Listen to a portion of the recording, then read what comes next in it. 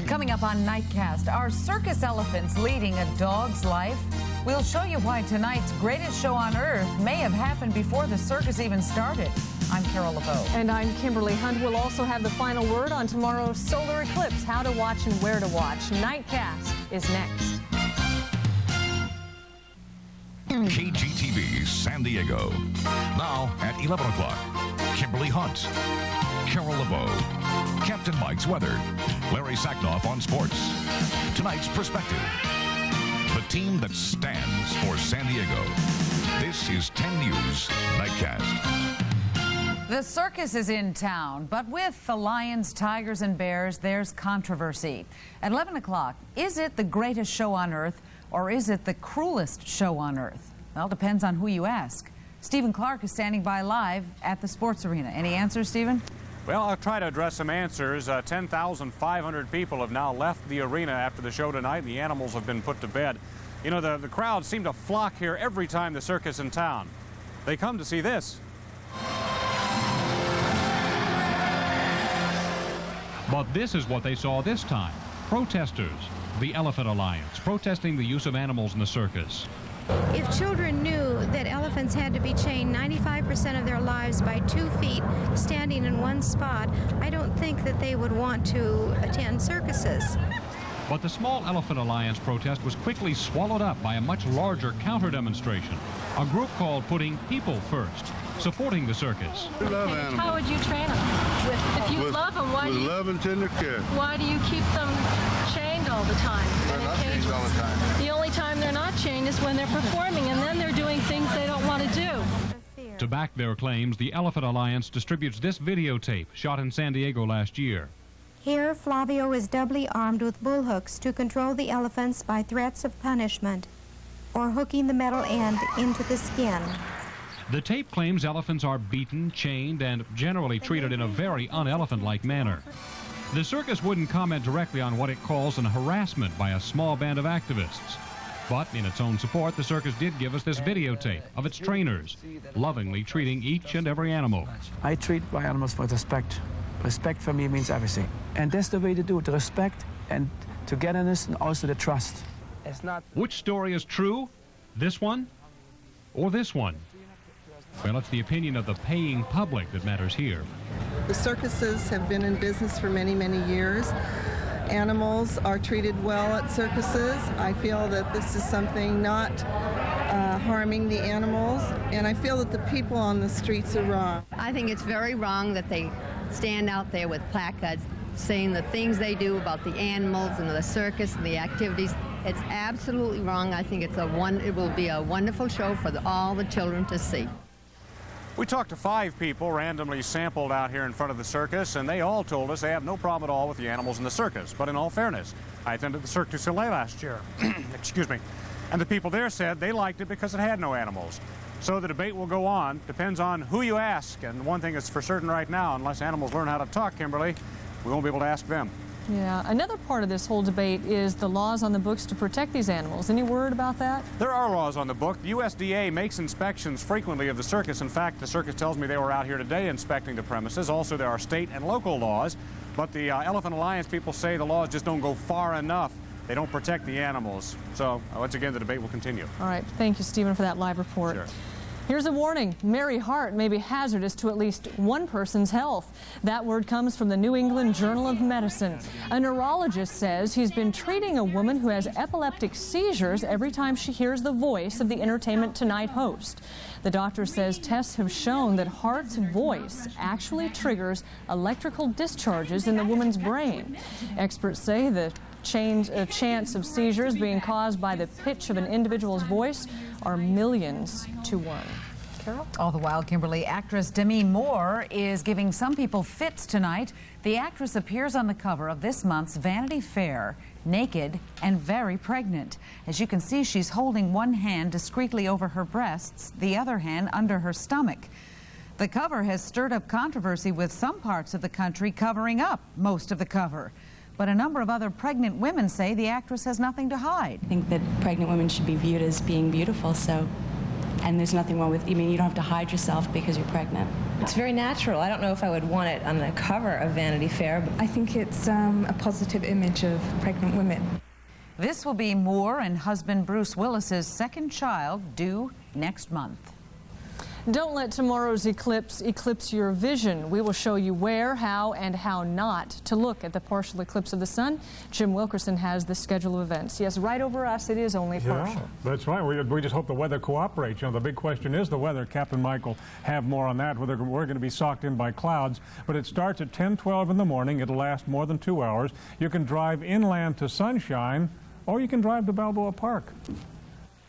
This is what a total solar eclipse looks like, and there won't be one over any part of the United States again for another 26 years.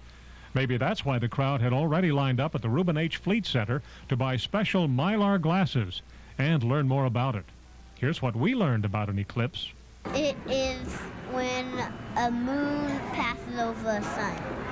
And then what happens? And it gets all black. Is that kind of scary in the middle of the day? Yeah.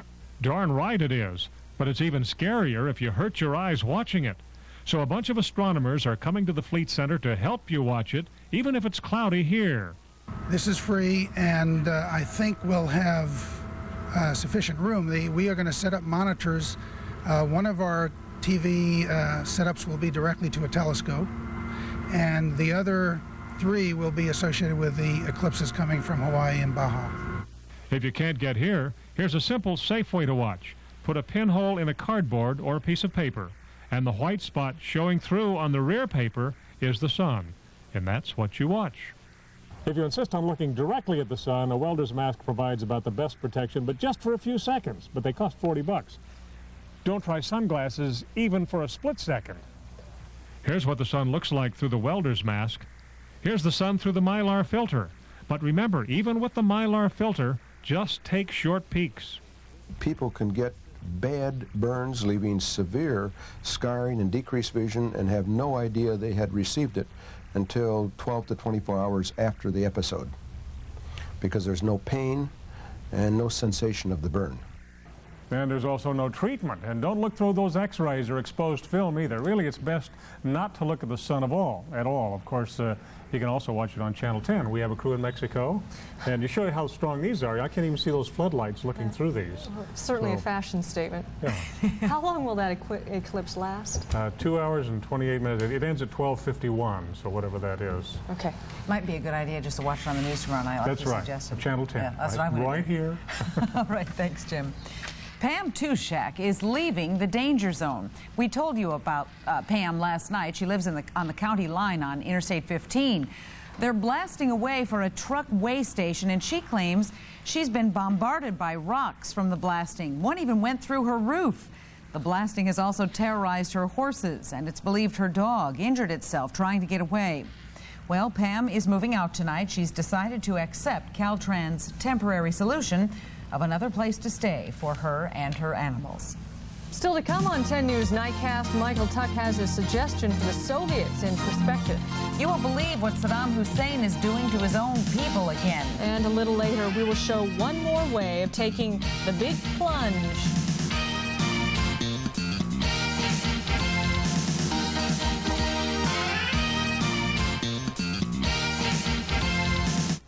If you want really great steak, you can go to a really great steakhouse, or you can come to Coco's.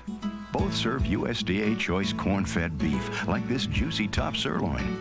Both slow roast tender prime rib to bring out all the flavor, and both have unique specialty dishes like Coco's new pepper steak. So why choose Coco's for a great beef dinner? Our prices are a lot easier to swallow. Coco's, steakhouse quality beef, family restaurant prices. Everybody came here from somewhere else to get away from there to do what it is they want to do here. So that's probably why everyone in LA needs the Pacific Bell Smart Yellow Pages. Use this for taxi cabs, because I don't drive. You live in LA and you don't drive? That's pretty weird. Maybe you can dream up something that isn't in there.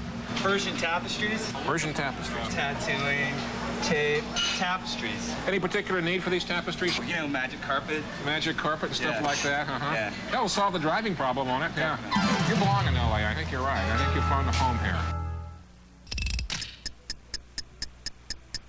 I go to the store to buy a Wolfgang Puck frozen pizza, but a woman with blonde hair and tight black jeans picks up the last Wolfgang Puck frozen pizza and puts it in her cart ahead of me. I said, you know, that Wolfgang Puck frozen pizza has Fontina cheese, cilantro, garlic, and pesto sauce on it. You sure you want that? You never had a pizza like Wolfgang Puck frozen pizza before, but she said there were lots of things she'd never done before that she wanted to do. Ding. Tonight, authorities are still trying to figure out how many people were killed when a commuter plane crashed and burned in Birmingham, Alabama. The plane went down in a severe thunderstorm, bouncing off one house and crashing into another before exploding into flames. Officials aren't sure how many people were killed, but they think that 13 people on the plane died and 4 on the ground were injured. Tonight, San Diego Sheriff Jim Roach has a warning for any of his deputies who might be covering up something in the death of a rogue deputy. Michael Stanwich, seen here in an interview a few years ago, was shot by a fellow deputy a week ago. It happened while Stanwich was trying to rob a North County man.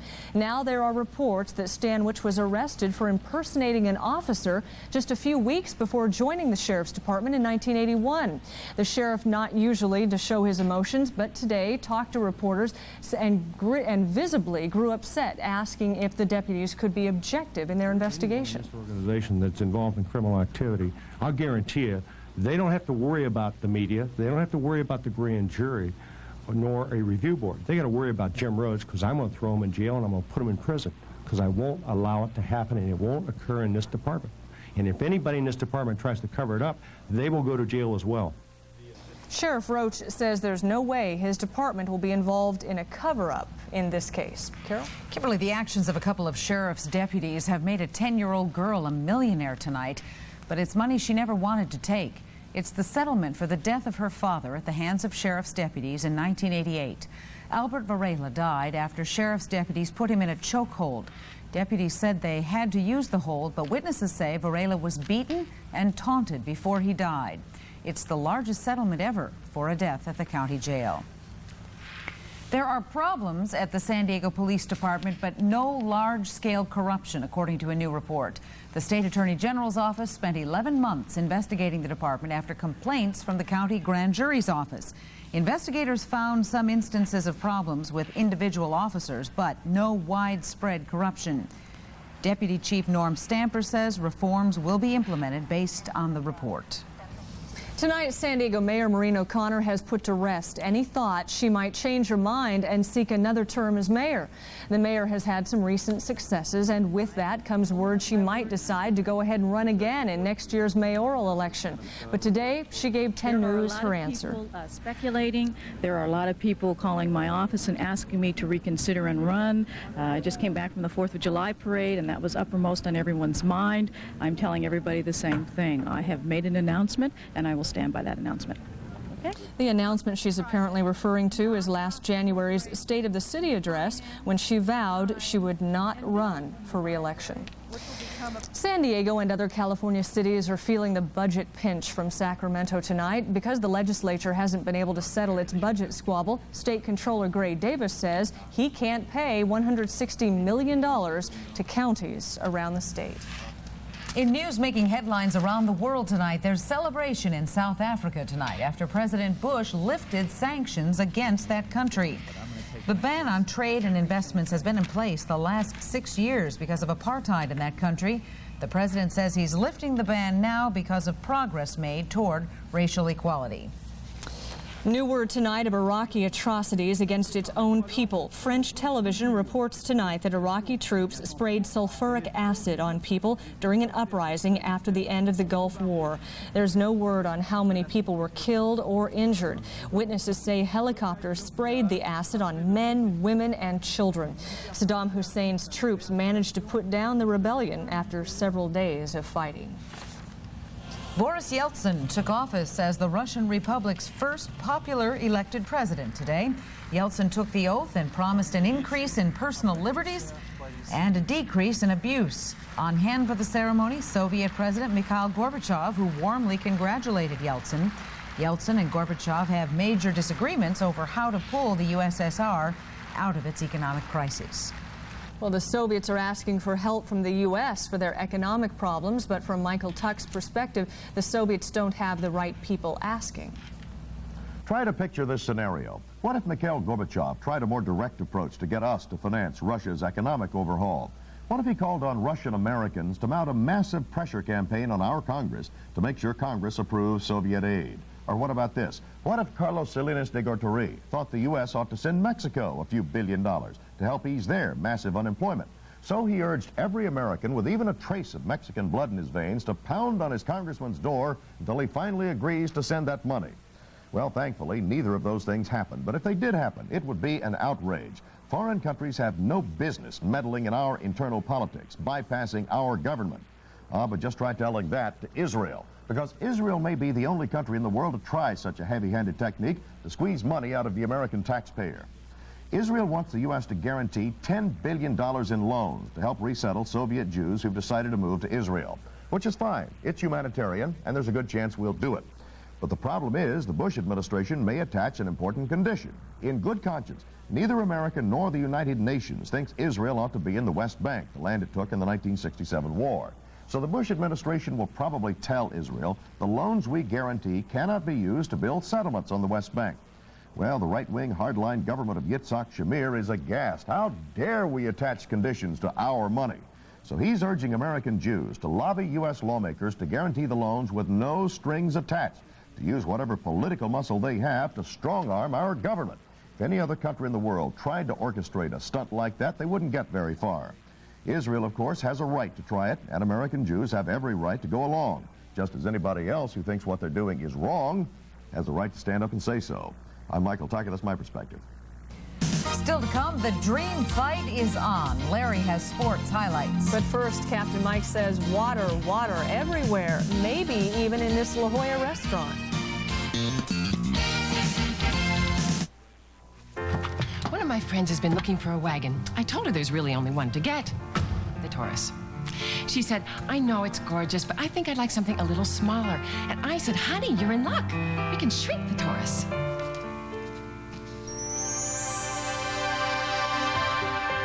Look, it's the brand new Escort wagon. Isn't it gorgeous? Oh, poor baby. I'm so sorry. As cars get older, they may need higher and higher octane, or they can't perform like they used to. But there is a gasoline specially formulated to control this higher octane need while providing the highest level of engine cleanliness. Texaco System 3. You get great performance in every octane grade. Still think all gasolines are the same? So, do you call yourself Mary Lou or Lou? Yes. Do you wear spandex all the time, or is it a Tuesday thing? Yes. I see you're drinking America's favorite light beer, too. Now, is that because of the great Pilsner taste, or because it's less filling, so you can keep on wearing that, incredible? Yes. So what'll it be? Is Miller Lite America's favorite because it's less filling or tastes great? Yes. Do you ever say no? Yes. Yeah. No time for small talk. We're going right to Captain Mike in the weather. Got it all for you. A lot of information. Cloudy on the coast tonight, by the way. Fair inland. The entire metro area of San Diego will end up overcast. Now the weather window and a view of the high tide from inside a very famous La Jolla landmark, the marine room out there. Not high surf, but very high tides. Nothing getting into the restaurant. Just fun to watch from inside. A series of high tides started tonight. The tide reached its high point of 7.7 feet at 8:50 tonight. Tomorrow night, the tide will even be higher with a 7.8-foot tide at 9:40 p.m. As we continue to look at the video from out at the La Jolla area, I might mention the forecast for eclipse watching in San Diego along the coast. We're going to have clouds during most of the eclipse and then clearing toward the end of it. The inland valleys, if you're interested, will be cloudy at the beginning of the eclipse and should be mostly sunny and clear during the maximum 3/4 of the eclipse, which will happen at 11:30 in the morning. And of course, obviously, the mountains and the deserts of the Southland will be fair skies. So the coast not too good. In fact, not good at all. Inland areas should get a pretty good shot. Again, only a partial eclipse for us. Look at the red dot at Cabo. It makes it look like Rudolph the Red-Nosed Reindeer's nose, doesn't it, over there? That's where our crew is at, Cabo and La Paz. And, of course, another reporting station will be the Hawaiian Islands at Mauna Kea Volcano over on the Big Island itself, and they're going to have a good shot of it. All right. This is the tropical moisture field now, bringing substantial rain in through here, and also pockets of rain, some of them very heavy. The rest of the country is high and dry, hot and dusty. How high and dry, hot and dusty in San Diego? 107 degrees at Borrego today. Campo 86. There's Del Mar, El Cajon, which was a nice day. The humidity went right back to normal. That was expected at 35,000 feet, 30,000 feet. We had a dry wind pattern off the ocean, and that dried the air out nicely. Lindbergh Field 70 to 62. Going to be a little warmer probably tomorrow. Here's the whole nation in the 60s, and it's just beautiful up in the northeast, New England, and so on. Muggy, rainy in the southeast, and I suppose this is pretty self-explanatory. We can go on to the next map here. Got a stationary front from Kansas into the Carolinas with strong thunderstorms, torrential rain being forecast right along in through here over the next 24 hours, and storms are popping up all along this system that we have indicated on the map, and a cool area up in the Pacific Northwest. Southern California looking pretty good. For the deserts, for eclipse watching, very good, 108 degrees if you can handle it. Mountains also excellent, breezy afternoons in both the mountains and the deserts. The inland areas, it'll be probably a little cloudy at the beginning of the eclipse. It'll be mostly clear for the the center of the eclipse, the high point of it, and for the end, and not very good viewing on the coast with mostly cloudy skies until the afternoon, 74 degrees, and then Friday and Saturday sunny and warmer with increasing humidity beginning to move into Southern California over the weekend. Well, what the heck? We're waiting for tomorrow, and I hope you get out and give a shot at it, unless you live up, or you don't even care about it. Can you think of it? Some people, I'm not a big eclipse person myself. It's not the highlight of the month. That's sort of interesting. It is interesting, of course it is. All right, just kidding. Larry joins us now. News of a huge fight. Yeah, it's a fight that everybody really wants to see. It's going to happen. Tyson and Holyfield. Also, Terry Norris is going to have a title fight right here in town. And a couple of Chargers are giving something back to the community. Sports is next. Stay with us. On the next Inside Edition, places you feel safe can turn into danger zones, like automated teller machines. He then puts a stun gun in her stomach and demands that she goes back to the ATM machine. He said, withdraw $600 or I'll kill you. You're just a sitting duck when you go to this place. This convenience could cost you your life. Plus, is she the first person to set eyes on the Loch Ness Monster? Inside Edition. On the inside, it's a whole different story. Inside Edition, tomorrow night at 7 on San Diego's 10. Well, I'm a programmer with an insurance company. Okay, sounds pretty dull, unimaginative job to me. You probably couldn't think in a million years of something that's not in the Pacific Bell Smart Yellow Pages. Something that's not in? Yeah. Probably not. Has it ever let you down? Tell the truth. Let me down? Has it ever failed you? Hey, I sit on it, but my terminal's not high enough. Oh, you mean, in other words... Yeah, it lifts me. Other people always ask me where it's at. I lie a little bit, but, you know... That's kind of a low-tech application, Jackson, but we'll accept that. Well, you gotta have it. Well, you look down, you want to look up, get the yellow pages. Ever since Mitsubishi Motors began 75 years ago, the diamond has been used as the unbending guiding principle of Mitsubishi quality. The name Mitsubishi means 3 diamonds. Now, for its diamond anniversary, Mitsubishi proudly introduces the Diamante, a new luxury performance sedan that is brilliant in every facet. The new Diamante from Mitsubishi. The word is getting around. This week, get 55 portraits, including 3 8x10s, 4 5x7s, and a big 10x13, plus a free portrait ID card. All for only $14.95 at Kmart. I know last night I told you that it didn't look like the Mike Tyson Evander Holyfield fight would come off because Don King couldn't get an agreement done, and that Foreman would then fight Holyfield. Well, actually, what that did is it turned out to be a negotiating ploy. Evander Holyfield will fight Mike Tyson on November 8th at Caesars Palace. Holyfield is guaranteed $30 million, and Tyson is guaranteed $15 out of the fight. Terry Norris going to be fighting in his hometown, adopted hometown, which is right here in San Diego. He'll be defending his WBC Super Welterweight title. The fight's going to be August 17th at the Sports Arena, so he's got a title fight coming here against Brett Lally. Today, Norris said that he's going to put on a real show for all of his local fans. I'm more nervous because I want to perform my best, you know, give the crowd, my fans, my best performance. And I think, you know, I will do my best. I'll perform even better than I performed against Ray Leonard.